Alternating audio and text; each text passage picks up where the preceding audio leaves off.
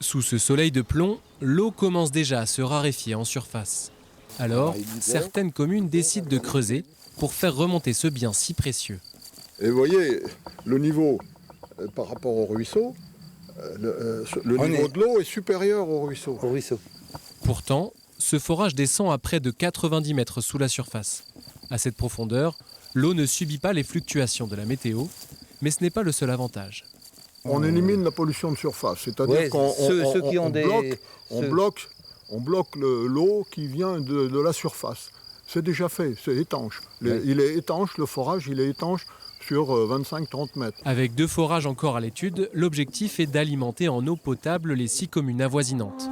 D'autres groupements sont plus avancés, comme ici à Saint-Sébastien, fortement marqué par les dernières sécheresses. En 2016, il y a eu une sécheresse assez importante et puis il s'est avéré que le forage produisait beaucoup moins d'eau.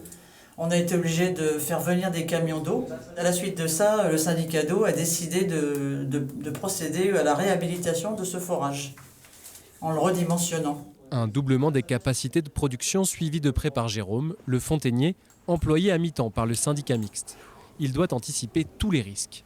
Quand il va y avoir des sécheresses importantes qui vont faire craquer la terre, qui vont peut-être faire des glissements un petit peu de terrain et qui pourraient là justement créer des fuites au niveau des canalisations qui sont toujours autour de 80-90 cm en profondeur, là ça pourrait être problématique. Mais ce n'est pas le seul danger. Le pompage abusif de ces ressources pourrait aussi aggraver le phénomène. Le risque qu'on fait, c'est d'abord qu'on modifie la qualité et qu'elles peuvent être aussi, si les prélèvements étaient trop importants, on peut aussi arriver à un épuisement. Un risque à prendre au sérieux donc, d'autant que le mercure n'est pas près de chuter cette semaine.